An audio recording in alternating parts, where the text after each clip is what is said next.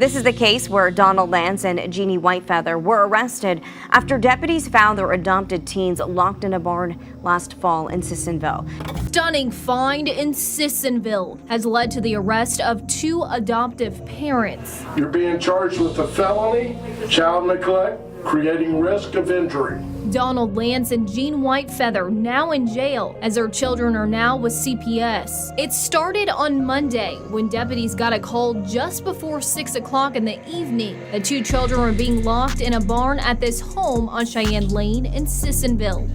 And I don't think I've ever seen an indictment like this in all of my time. It alleges human trafficking, human rights violations, the use of forced labor, human rights violations specific to the fact that these children were targeted because of their race, and their use as basically slaves from what the indictment alleges, along with human trafficking and neglect with serious risk of bodily injury or death. I don't find the bond to be sufficient. What's going on, YouTube? Welcome to Visible Truth Media. And this is your host, 30 God. Now, before we get started, the question is not where I have been. It is where have you been? We have a difficult yet important story to share with you. It's a story about deception, abuse, and the gross misuse of power. We're talking about a case of a West Virginia couple who adopted black children and horrifically used them as slaves. When I say West Virginia, they had moved to West Virginia. They actually were under investigation by the FBI in Washington, okay?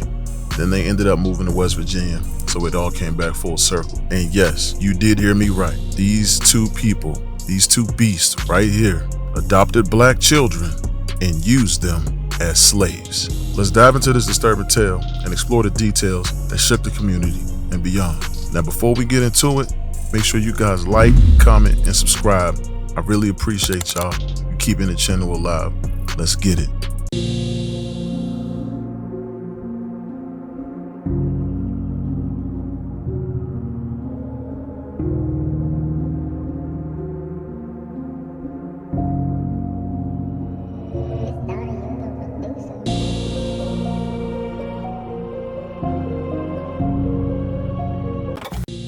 Now, West Virginia is a state known for rich history, beautiful landscapes, and tight-knit communities. But like many places, it has its dark chapters. One such chapter involves a couple, Jeanne Whitefeather, 62, and Donald Lantz, 63, exploited the adoption system to perpetrate horrific crimes. Jeanne Whitefeather and Donald Lantz were both charged in October of 2023 with gross neglect of a child and substantial risk of death or serious bodily injury. The couple appeared in court on June 11th to face more charges, and I'm guessing that's why it got sent to me. I mean, this thing happened back in October, but we might have been on a break when it happened. But right now, they're back in court since June 11th to face these charges, okay? So these charges included human trafficking of a minor child, use of a minor child in forced labor, and child neglect creating substantial risk of serious injury or death. Now, they're still looking into it to see if they're going to throw a hate crime into this. These investigators know a little bit more information than the public does. Okay, so they're actually saying that these children were targeted because of their race and were used basically as slaves from what the indictment alleges. And this is a message for anybody that want to say that racism does not exist. Luckily, this situation was discovered, and I mean, you guys hear me say this a lot, often. This is a case that was discovered. Imagine how many cases are out there that have not been discovered. Imagine how many Caucasians are adopting black children and using them for whatever they want. I don't know if this question will suit right, but should white people be allowed to adopt black people? Leave in the comments and let me know. Should black people be allowed to adopt white people? And if you think so, leave it in the comments. I'm not gonna tell you what I feel about it, but I just want to know. Should white people be allowed to adopt black people? So what actually happened with these two beasts right here? Okay, we're gonna go back a little bit to the beginning of their investigation. In the early 2010s, this couple began adopting black children under the terms of providing them with a loving home.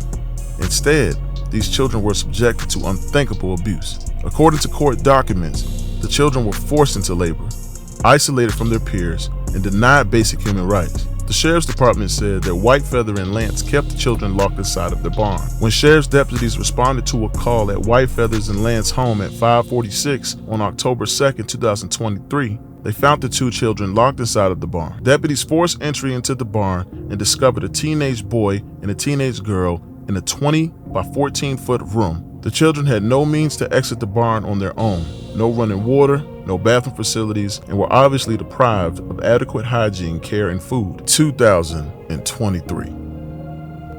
This was happening in 2023. And you wonder why you can find a black person with an attitude. Like, we can sense this type of behavior from a lot of individuals. I'm not gonna say all, but shit like this happens, man. During the June 11th hearing, Whitefeather's attorney, and I'm not gonna use his name to give him any type of light, he called the barn where the 14 and 16-year-old were found a teenage clubhouse, and said the whole situation was just a plain and simple misunderstanding, as the key was in the shed the entire time. Bullshit. And we gonna call bullshit. They actually had a deputy that came in on the arraignment and testified, and this is what he had to say. He responded to this barn in 2023 and testified during this preliminary hearing. As soon as the door was open, when he walked in, the heat from inside hit us. The smell made my eyes water. It was terrible without running water. There was no circulating air or beds. At the couple's main residence, deputies found another small child locked inside of an unprotected loft that was 15 feet high. It's a pretty bad case. I mean, it's you know, in any type of situation like this, it's not really comparable. A horrific condition, like, it's just not how you want or how you would even expect children to be raised or been taken care of. The sheriff's office said no caretakers were at the scene when deputies arrived, but Whitefeather and Lantz later arrived at the home, where their asses were eventually arrested. Whitefeather, Lantz, and the children had recently moved to West Virginia from the state of Washington, and that's where I told you they were actually under investigation in Washington. That's what I'm hearing anyway. That's what my sources are telling me. The thing is, if you were under investigation for this, how long was the investigation? Like, how long did y'all let these children go under these conditions, knowing what was going on? That's what we got to look into. You want me to look into it? Leave it in the comments, and I'll definitely would dig into it. But I'm just saying, if they knew that these children were living like this in Washington and let them move to West Virginia, I don't know, man.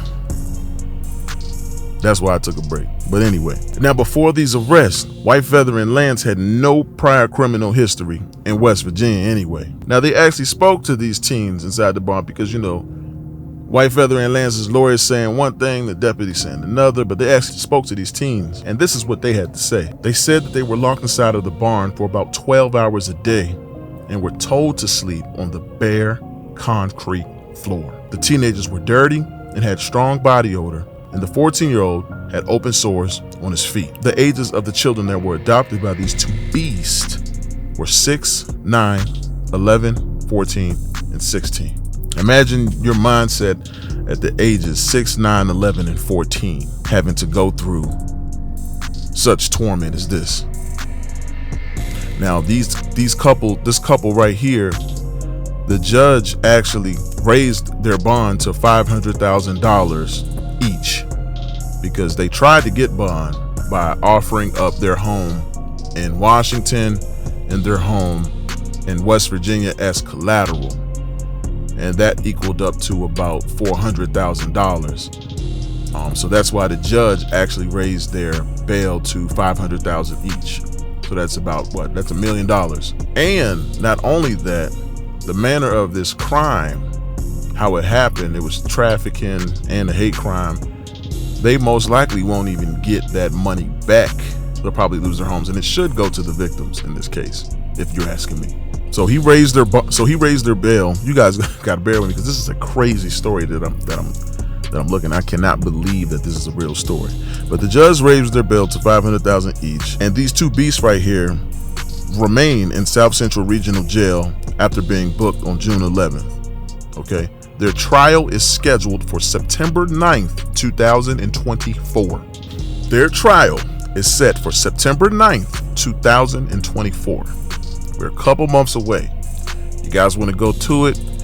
I suggest you do if that's what you do if you're a foot walker, like, you know, you want to get involved and see. But this is what their trial is. Okay, the couple have manipulated this adoption system, presenting themselves as caretakers while hiding their true intentions. It just kind of makes me think, you know, like, This case is a cold reminder of the importance of vigilance and the need to protect vulnerable children from predators. Okay, white predators. All right, we got to protect our black children. Let me not go white predators, because I don't want to make this a black white thing, but we got to protect our children, man. Like, and this isn't something that is going to be solved overnight. But the system, I don't know what type of background checks you're doing. Why are you adopting this many black children? You guys don't even look like you have any type of culture in you, and you just adopting black children to do what?